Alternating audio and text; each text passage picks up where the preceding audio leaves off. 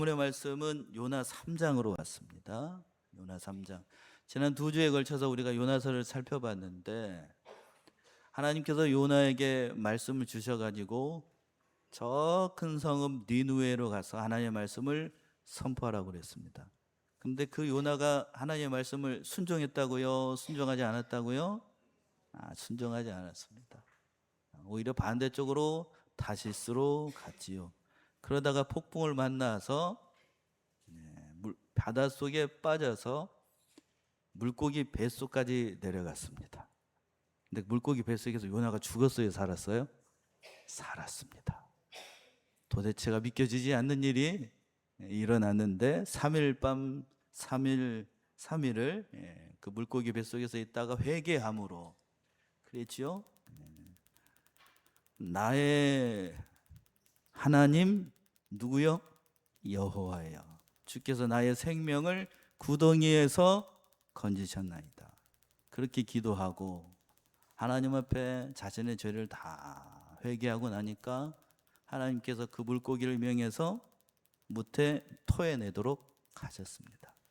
그러고 난 다음에 오늘 말씀인 거예요. 3장. 그 3장에 있는 오늘 말씀이 정말로 물고기 뱃속에서 살아났던 요나에게 하나님께서 다시 말씀을 주셨던 겁니다. 그래서 본문 말씀 의지해서 말씀의 제목은 말씀을 전파하는 요나 용서하시는 하나님이라는 말씀의 제목으로 우리 주일 예배 시간 은혜 나누도록 하겠습니다. 자, 제목을 한번 따라서 해보세요. 말씀을 전파하는 요나, 용서하시는 하나님. 그래요.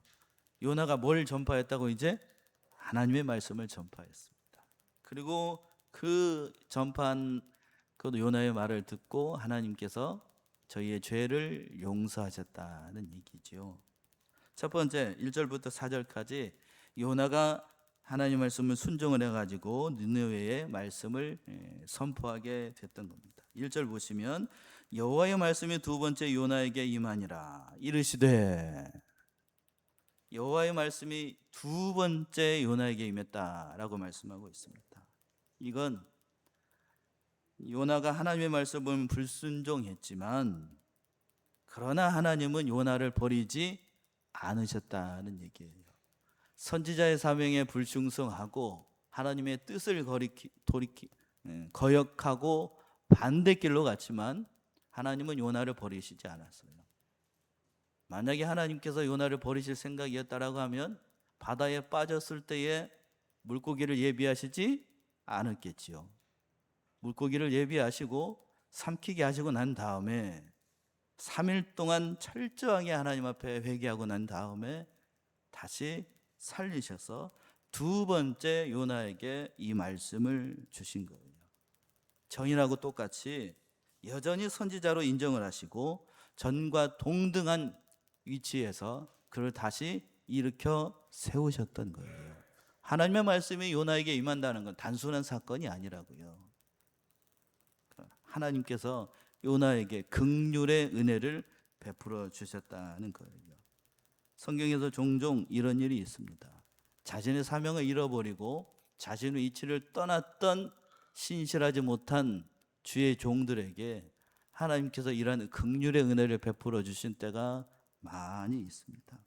아무리 신실한 사람이라고 할지라도 그 위치를 떠나고 그 사명이 버거워 가지고 감당하지 못하라고 해서 그 위치를 떠날 때가 얼마나 많은지 알 수가 없어요. 그러니까 그런 사명의 자리에서 맡겨진 위치에서 떠났을 때에, 하나님의 종이 실패했을 때에, 넓은 의미로 하나님의 믿는 백성들이 하나님을 떠났을 때에 좌절하고 낙심하고 실패하고 무기력한 가운데 앉아 있을 때에 하나님 모른 척하고 잠잠히 계시는가? 그렇지 않다는 얘기예요. 하나님은 연약해서 또는 무기력해서 또는 자신의 연약함, 자신의 부족함 때문에 하나님을 떠날 수 있어요. 연약하기 때문에. 그래도 하나님은 그 인생을 버리지 않는다라는 거예요. 바로 요나가 그런 은혜를 받았던 거예요. 성경적인 예를 더 든다라고 하면 우리가 엘리야에 대해서 우리가 살펴봤습니다. 엘리야, 이스라엘의 대표적인 위대한 선지자를 한 명 꼽으라 그러면 엘리야입니다. 엘리야가 참으로 놀라운 일을 벌였습니다. 갈멜산 산상에서 바알과 아세라 선지자들과 영적 전쟁을 하게 되지요.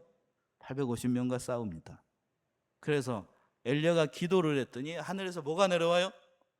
불이 확 내려와 가지고 그 제단에, 물로 가득한 그 제단에 불이 내려와서 번제단을 확 태웠던 위대한 선지자였습니다. 그런데 그런 위대한 선지자가 그 소식을 들은 이세벨이 너를 어떻게 해버린다고 그랬죠? 죽여버린다고 하니까 꽁치 빠지게 도망가가지고 노뎀나무 아래 누워가지고 나를 어떻게 해달라고, 살려달라고요, 죽여달라고요? 죽여달라고 했던 선지자가 엘리야예요. 엘리야. 그 노뎀나무 아래 주저앉아가지고 자기의 생명을 거덜나라고 했을 때에 하나님께서 그 엘리야를 책망하시고 그렇게 하신 게 아니에요. 누구를 보냈죠? 천사 하나를 보내서 일으켜 세우셔가지고 다시 사명을 감당할 수 있도록 은혜를 베풀어 주신 분이 하나님이에요. 또 한 사람만 들까요? 신약시대에 예수 그리스도의 수제자라고 불리는 사도 베드로, 누구보다도 예수님을 사랑했습니다. 자타가옹이라는 수제자였습니다만, 그러나 정작 예수님이 가장 필요한 순간에는 예수님을 모른다고 부인하고 저주하고 그렇게 했던 사람이 베드로였습니다. 잡히기 전날 밤 이미 그 모든 사실을 아시는 예수님께서 나를 위해서 그리고 너희를 위해서 뭐 하라고 부탁을 했지요? 기도하라고, 깨어서 기도하라고 그랬습니다. 그런데 그 한날도 기도하지 못하다가 결국 예수님께서 잡히실 때에 모른다고 몇 번을 부인하게 되고요? 3번을 모른다고 부인했던 게 베드로였습니다. 마지막에는 저주하고, 성경은 저주라고 얘기합니다만 욕하고 부인했던 게 베드로였어요. 마지막 3번째 부인하는 순간 멀리서 뭐가 울고? 닭이 울었어요. 그 순간 누구하고 두 눈이 똑하고 마주쳐요? 예수님하고 눈이 탁 마주칩니다. 그 순간 이 베드로가 펑펑 울어요. 인간적으로 생각한다라고 하면 자신이 모셨던 스승을 배신했던 사람이에요. 그런데 부활하신 주님은 누구를 찾아가십니까? 베드로를 찾아가셔서 네가 나를 사랑하느냐? 다시 사도의 사명을 주셔서 수사도로서 모든 사람들이 지켜보는 앞에서 다시 일으켜 세우셨던 거예요. 오늘 짧은 1절의 말씀입니다만 1절의 말씀이 바로 그 얘기예요. 그 얘기. 1절 보실까요? 여호와의 말씀이 몇 번째? 2번째. 누구에게? 요나에게 임하니라. 하나님이 이렇게 하시지 않을 수도 있습니다. 말씀을 주시지 않을 수도 있고 다시 선지자로 세우지 않을 수도 있어요. 왜? 하나님 모른다고 도망갔던 사람이니까. 그러나 하나님은 한 번 하나님의 사람으로 택한 사람은 절대로 버리시지 않는다? 버리시지 않아요. 우리의 못남과 우리 어리석음 때문에, 우리 연약함 때문에 하나님을 모르고 부인한다 라고 떠날지라도 하나님은 쫓아오셔서 어디 뱃속까지? 물고기 뱃속까지 들어가서라도 건져내시는 분이 우리 하나님이셔요. 그래서 다시 이렇게 세우시고 하나님의 누구인지를 깨닫게 하시고 그 입술을 통해서 나의 하나님 여호와여 라는 그 고백을 듣고 이렇게 세우셔서 다시 사명을 감당하도록 하시는 분이 하나님이라는 사실입니다. 그 하나님이 요나에게 2번째 임하셨어요. 그래서 뭐라고 말씀하시는가 하면 2절 보시면 일어나 저 큰 성읍 니느웨로 가서 내가 네게 명한 바를 그들에게 선포하라 하신지라. 2절에서 어떻게 하라고 그랬습니까? 자빠져 잘해요? 일어나래요? 예. 어떻게 하라고요? 왜 하나님께서 일어나라고 그랬습니까? 누구의 심정을 알죠 지금? 요나의 중심을 하나님이 아셔요. 얼마나 나쁘고. 여러분들 성경 읽으면서 제가 요나를 계속 하니까 설마 한 주간 동안 요나를 한 번도 안 읽고 이 자리에 오신 분 한 사람도 없겠죠? 짧게도 4장밖에 안 되는데 예배 전에도 읽었을지라고 믿고 일어나라고 얘기하셨어요. 일어나라고. 누워있지 말고 실패했다, 좌절했다, 나는 끝났다 그렇게 생각하지 말고 일어나라고. 일어나서 다시 사명을 주십니다. 어떻게 사명을 주셔요? 저 큰 성읍 니느웨로 가서 내가 너에게 명한 바를 그들에게 선포하라.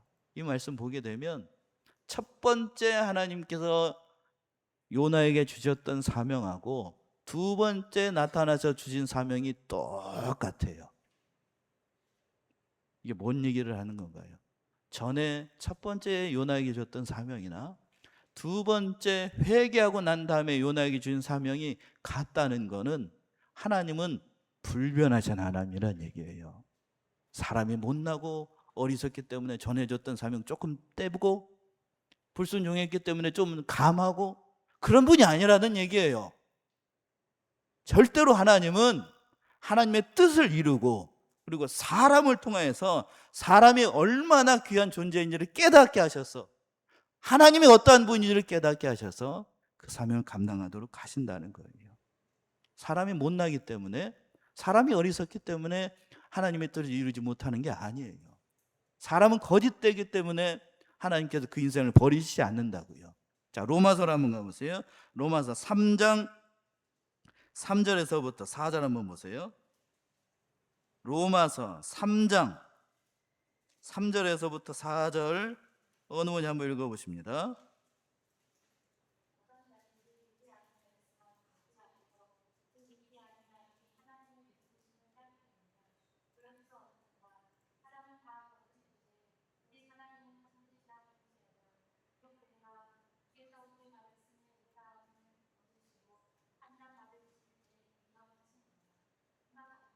삼절에서 그랬습니다. 어떤 자들이 믿지 아니하였으면 어찌하리요. 하나님의 선포가 됐는데 말씀이 선포가 됐는데 그 사람이 믿지 않으면 어떻게 되는가? 그 믿지 아니함이 하나님께서 그 이루신 그 미쁘신 뜻을 폐할 수가 있겠느냐? 그럴 수 있다고요? 없다고요? 그럴 수 없느니라. 사람은 참되다고요? 거짓되되 오직 하나님은 어떠시다고요? 참됩니다. 이게 무슨 말인가 하면 사도 바울이 이 로마서 이 얘기를 한 건 사람이 아무리 거짓되고 불충성하고 못나고 어리석어도 하나님의 뜻은 반드시 어떻게 된다? 이루어진다고요. 그 사람을 어떻게 해서라도 회개시켜서라도. 하나님께서 한 번 하시고자 하는 일은 사람이 불순종에 따라서 하나님의 일이 실패가 되는 게 아니에요. 요나가 한 번 하나님의 뜻을 거스리고 갔죠. 하나님이 쫓아오십니다. 왜? 누구를 살리는 게 하나님의 뜻이니까요. 니느웨 사람들. 그리고 좁은 의미로 요나가 하나님을 바로 아는 것이 하나님의 뜻이니까요. 그래서 요나를 버리지 않아요. 그렇다는 얘기는 오늘날 저와 여러분들도 하나님께서 하나님의 백성으로 택하신 그 순간부터 우리를 버리신다, 버리시지 않는다? 왜 대답이 없어져? 버리신다, 버리시지 않는다? 버리시지 않습니다. 아멘이십니까? 대답 안 하시는 분은 그럼 버려도 된다는 얘기입니까? 결코 그렇지 않아요. 결코 그렇지 않습니다. 똑같아요.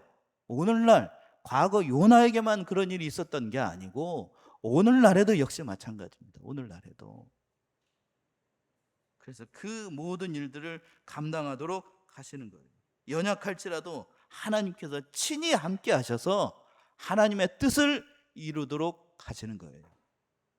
성경에서 종종 하나님께서 하나님의 선지자들이나 하나님의 사람들을 부를 때에 그렇게 말씀하십니다. 내가 너와 어떻게 하리라?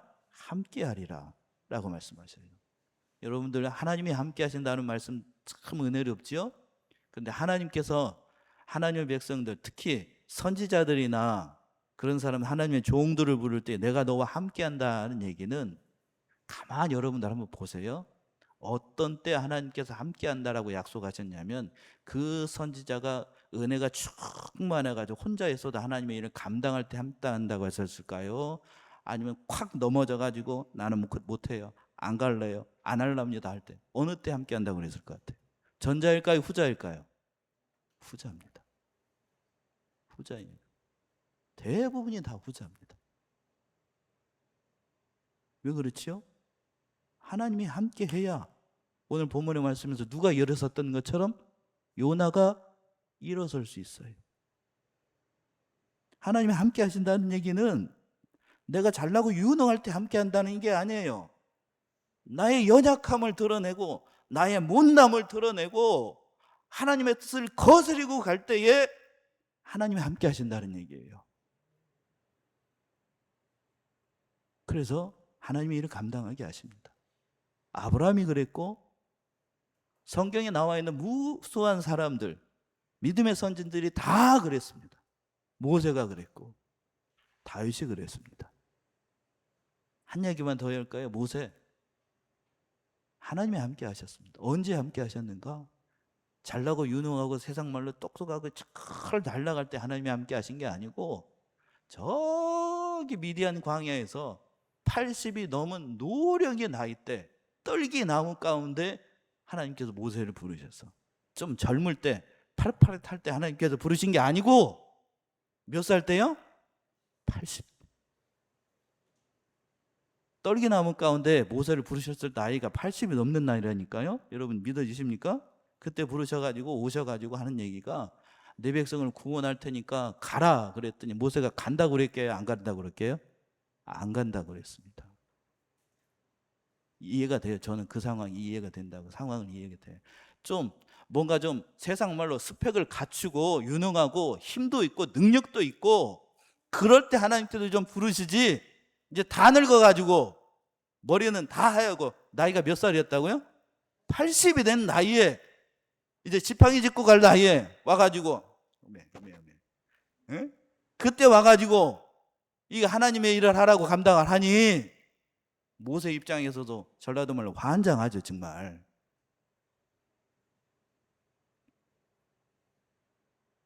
근데 하나님은 그렇게 함께 하시는 게 아니에요. 그래서 함께 하셔서 하나님의 일을 감당하도록 하십니다.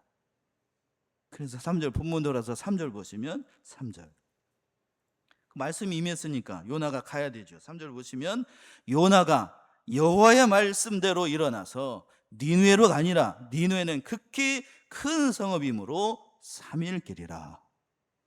요나가 여호와 말씀대로 니느웨로 갑니다. 전에는 순종하지 않았는데 두 번째 하나님 말씀이 되니까 니느웨로 갔던 거예요. 순종의 사람이 됐던 겁니다. 그런데 니느웨는 극히 큰 성읍이요, 며칠 길을 가야 된다고 그랬냐면 3일 길이라고 그랬습니다. 이거는 거기 가는 길이 3일 길이라는 얘기가 아니고, 니느웨 성읍의 둘레의 길이가 3일을 걸어야 되는 큰 성읍이었다는 얘기예요. 그 규모가 4장 11절에서 보시게 되면 좌우를 분별하지 못하는 사람이 12만 명이라고 그랬습니다. 어린 7살 미만의 어린 아이들이 12만 명. 그러니까 어린 아이들이 12만 명이면 그 위에 어른들과 노인까지 합치면 보통 곱하기 5를 해야 된대요. 그럼 12 곱하기 5 하면 어떻게 되죠? 60입니다. 60. 그래서 학자들은 최소 60에서 최대 100만 이상이 모였던 큰 성읍이다 라고 이렇게 얘기를 해요. 그리고 니느웨 성읍은 탑이 몇 개가 있었냐면 1500개. 그리고 성벽의 높이가 약 100피트 정도 된대요. 그리고 성벽 위는, 그 성벽 이 사이로는 마차가, 마차가 3대가 동시에 다닐 수 있는 큰 성읍이었대요. 오늘날로 얘기한다라고 하면 그 성벽 위에 자동차가 3대를 함께 가는 거예요. 그러니까 굉장히 큰 성읍이죠. 자, 우리 권찰리 한번 띄워줘 보시겠습니까? 아까 저기 하라는 거. 니느웨 성이 사흘길이라고 했는데 이렇게 생긴 성읍이에요. 니느웨 성읍이. 자, 그림이 보이시나요?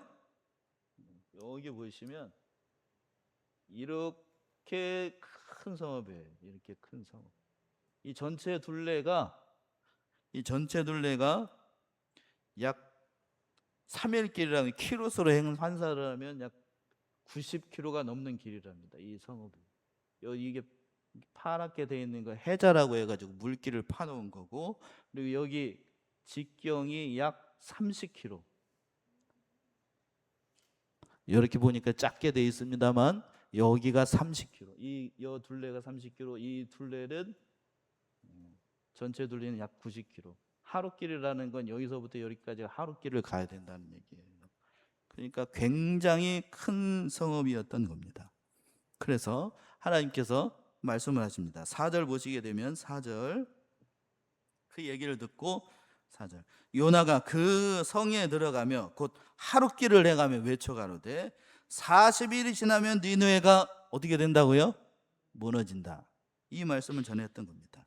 그래서 상반절에서 보시면 요나가 그 성읍에 들어가며 하루길을 행했다고 그랬어요.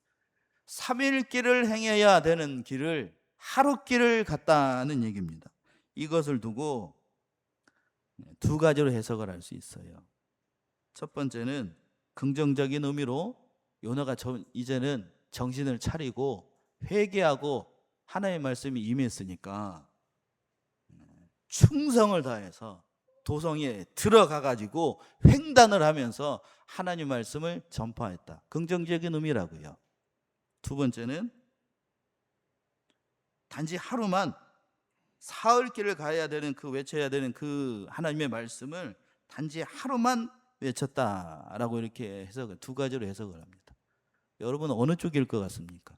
긍정적인 의미로 거룩하고 진실되게 온 마음을 다해서 성심을 다해서 이렇게 그 니느웨 성을 횡단을 하면서, 여기 본문에 있는 것처럼, 아까 그림에 있는 것처럼 횡단하면서 하나님의 말씀을 선포했을 것이다. 아니면 두 번째, 부정적인 의미지요. 3일길 가야 되는 길을 하루길만 다니면서 말씀을 선포했다. 40일이 지나면 니느웨가 어떻게 된다? 무너진다는 말씀을 전했을 것이다. 여러분 어느 쪽일 것 같습니까? 전자일 것 같아요? 후자일 것 같아요? 왜 얘기를 안 하죠? 전자. 성심을 다해서 사명감을 가지고 일을 했을 것이다. 1번. 두 번째, 그냥 말씀을 선포했다. 2번. 어느 쪽일 것 같습니까? 1번, 2번. 왜 말을 안 하셔? 1번, 2번. 1번. 다음 주에 살펴보면 알겠습니다만 성심을 다해서 온 몸과 온 정성을 다해서 전한 건 아니에요. 왜 그런가 하면 다음 주에 할 겁니다만 4장 1절 어느 분이 한번 읽어보십니다. 크게 4장 1절 얼른 커닝 한번 4장 1절 한번 봅시다. 요나가 심히 어떻게 하고 싫어하고 뭐 했다고요? 노했습니다. 뭘 싫어하고 뭘 노했을까요? 니느웨 백성들이 자기가 선포한 하나님의 말씀을 듣고 뭐한 걸? 회개하고 하나님께서 그 죄를 용서하신 걸 어떻게 했다고요? 그랬다는 얘기는 그걸 여기서 추측을 하면 요 4절에서 얘기했던 이것이 니느웨 백성들이 회개하고 돌이키는 걸 요나를 용납할 수가 없었던 거예요. 하나님께서 사명을 주셨기 때문에 말씀을 선포하기는 선포합니다만 전에 있던 이걸 가지고 설교할 때 그렇게 한번 설교한 적이 있습니다. 하기 싫은 것 어떻게? 순전한 마음이 아니에요. 억지로 하라니까 하긴 해야 되겠어요. 그런데 하나님께서 요나의 심정을 어느 정도 이해를 하셨는지 예수 믿고 복 받으세요 라는 말씀을 전하게 한 게 아니고, 요나의 심정은 하나님께서 아시니까, 저 보세요, 선포하라는 말씀도 하나님께서 그 사명을 주실 때에 그 말씀 자체도 하나님께서 참 잘 고르신다는 걸 알 수가 있어요. 못된 심보를 하나님께서 잘 아시니까 선포하시는 말씀도 좋은 말씀이 아닙니다. 4절 그 하반절에서 그랬죠. 40일이 지나면 니느웨가 어떻게 된다? 여러분들 예수 믿고 복 받으라고 하시는 말씀 전할 때 기분이 좋지요? 그렇죠? 전하는 사람도 좋고 여러분도 좋고. 근데 이 말씀은 40일이 지나면 니느웨가 어떻게 된다고요? 망한다. 제가 좀 그런지 모르겠습니다만 아마 요나는 내심 40일 뒤에 니느웨가 어떻게 되기를? 망하기를 바랬던 거예요. 망하기를. 전파하다 보니까 한 반나절쯤 돼가지고 처음엔 하기 싫었을 거라고요. 40일 지나면 니네가 망한다. 저는 마침 가가지고 전하고 또 저만침 가가지고 40일 지나면 니네가 망한다. 한나절쯤 반나절쯤 지나고 나니까 말씀이 재밌거든. 40일 지나면 니네가 어떻게 되니까 얘들이 안 믿으면 망하는 거 아니요? 재밌네. 망하라. 망한다. 이렇게 땅바닥 보면서 막 망하라고 전한 거야.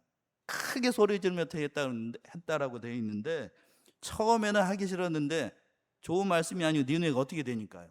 망하니까 실제로 망해라. 그런 마음을 담고 그냥 아주 그냥 신이 나가지고 그렇게 얘기를 했던 거예요. 근데 재미있는 건 그 뒤에 두 번째, 그 말씀을 듣고도 두 번째 5절부터 9절까지 니느웨 사람들이 그 하나님 말씀을 듣고 뭐 했다고요? 회개했습니다. 5절 말씀이 그 말씀이에요. 5절 보시면 니느웨 백성이 하나님을 믿고 금식을 선포하고 물은 대소하고 굵은 배를 입은지라. 참 40일이 지나면 니느웨가 멸망한다라는 그 말씀을 듣고도 니느웨 백성들이 누구를 믿어요? 이제 하나님을 믿어요. 여러분 믿어지십니까? 그리고 금식을 선포하고 남녀노소 다 재워놓고 굵은 베옷을 입었어요. 그 소식이 아까 그랬죠? 니느웨 성 두께가 90km라고 그랬고 이 폭의 길이가 30km니까 소문이 퍼져야 돼요. 6절의 말씀이 그 말씀. 6절 보시면 그 소문이 니느웨 성에게 들림이 왕이 보좌에서 일어나 뭐를 벗고 조복을 벗고 굵은 배를 입고 제에 앉았습니다. 그러니까 여기서 보게 되면 먼저 왕이 회개한 게 아니고 백성들이 그 말을 듣고 먼저 금식을 선포하고 모든 사람들이 회개하기 시작했다는 거예요. 하나님의 긍휼의 은혜지요. 이건 사람의 그 말과 능력으로는 이거 설명이 불가능한 거예요. 그리고 왕이 회개를 하고 7절 보시게 되면 왕이 그 대신으로 더불어 조서를 내려 니느웨에 선포하여 가로되 사람이나 짐승이나 소떼나 양떼나 아무것도 입에 대지 말고 곧 먹지도 말 것이요 물도 마시지 말 것이며 8절 사람이든지 짐승이든지 다 굵은 배를 입을 것이요 힘써 누구를 부르고 여호와를 부르고 각기 악한 길과 손으로 행한 강포에서 떠날 것이라. 재미있는 말씀이 8절에서 보시게 되면 사람도 금식을 했지만 누구도 금식했다고요? 짐승도 금식했습니다. 사람 금식하는 건 견딜만 하겠습니다만 짐승이 얼마나 금식을 했는지 모르겠습니다만 사람의 죄 때문에 짐승도 금식하고 사람도 굵은 배를 입었지만 또 뭐도 입었다고요? 짐승도 굵은 배를 입었어요. 이게 참 이 말은 전 나라가 전 도시가 왕부터 모든 짐승에 이르기까지 철저하게 하나님 앞에 회개했다는 얘기예요. 믿어지는가? 이게 실제로 있었던가? 실제로 있었으니까 마태로 한번 가보세요. 마태 12장 41절에서부터 42절 마태 12장 41절에서부터 42절. 자, 어느 분이 한번 읽어보십니다.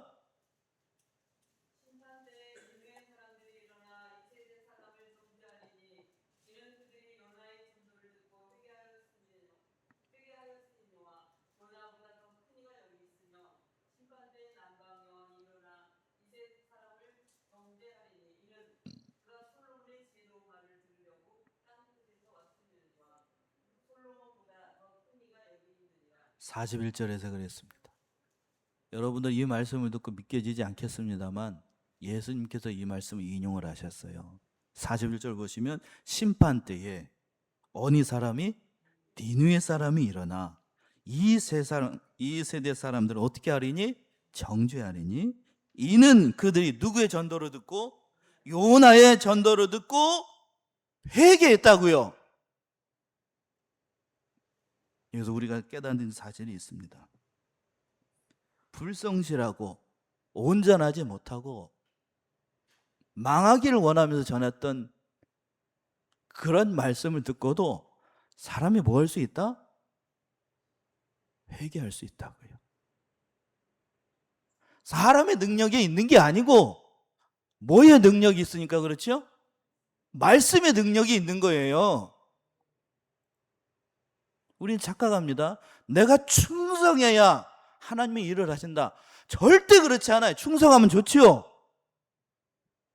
그러면 이 잘못된 생각한 사람들이 그렇게 생각한다고요. 그럼 불충성해도 하나님께서 일을 하시니까 대충 일을 해야 되겠습니다, 목사님. 그래도 되겠네요. 그렇게 생각하는 거 성경에서 뭐라고 그런다고요? 저는 지난 시간에 죄라고 얘기했어요.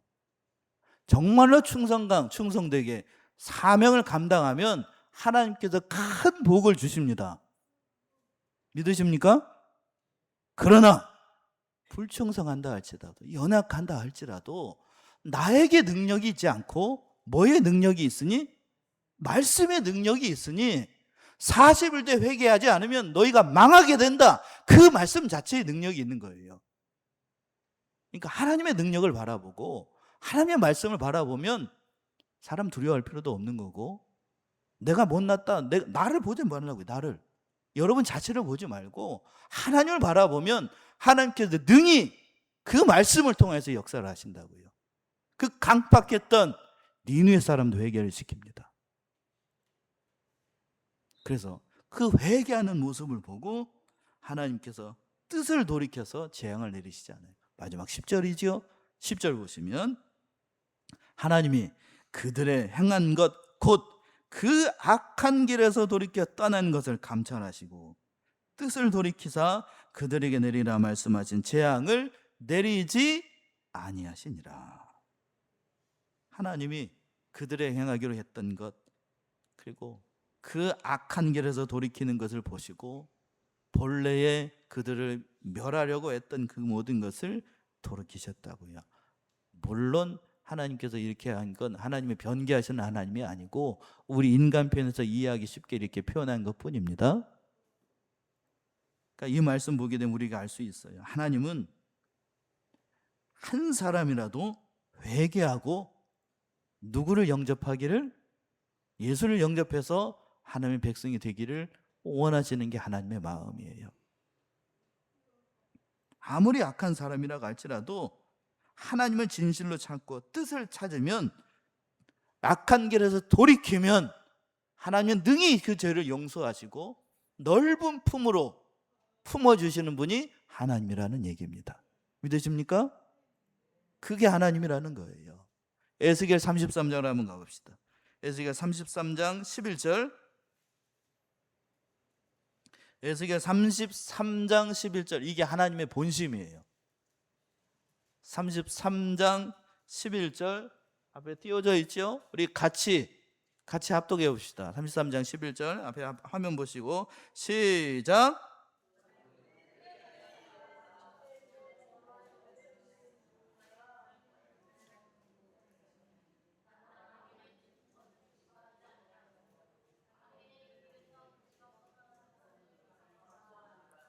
이스라엘 족속아 돌이키고 돌이키라. 너희 악한 길에서 떠나라. 어찌 죽고자 하느냐 하셨다 하라. 대박이에요. 대박. 다시 한번 볼까요? 주 여호와의 말씀이 나의 뭐를 두고? 삶을 두고 맹세하니. 개역 성경이에요. 나의 삶을 두고 맹세하노니 나는 악인이 죽는 것을 기뻐한다고요? 기뻐하지 않아요. 그리고 악인이 그 길에서 돌이켜 떠나서 나는 어떻게 하는 걸 기뻐한다고요? 사는 걸 기뻐해요. 니느웨 백성들이 돌이켜서 살기를 원하세요. 그래, 지수야, 대박이야, 대박. 나와 같은 사람이 하나님을 믿고 하나님을 믿기를 원하는 게 대박 사건이라고. 대박 사건. 그것처럼 강팍했던 니느웨 백성들도 불성실하게 전했던 요나의 말씀을 듣고 회개했습니다. 그렇다라고 하면 이 말씀의 본래의 뜻이 뭔가 하면, 왜 이 얘기를 하냐면, 그러면 하나님의 선지자가 있는 하나님의 백성들이 하나님의 말씀을 듣고 뭐 해야 되죠? 회개해야 됩니까? 회개하지 않아야 됩니까? 그 얘기를 하고 있는 거예요. 이방 사람들도 하나님의 말씀을 듣고 회개하는데 정작 하나님의 백성인 너희는 내 말을 듣고 왜 회개를 않느냐는 거죠. 안타까운 마음이 일어나는 거예요. 요나서가 얘기하고 싶은 것이 그 얘기예요. 하나님 백성, 진실로 하나님의 백성이라고 하면 하나님을 영접하고 하나님의 백성답게 그런 삶을 살기를 원하는 것이 바로 우리 하나님이라는 얘기예요.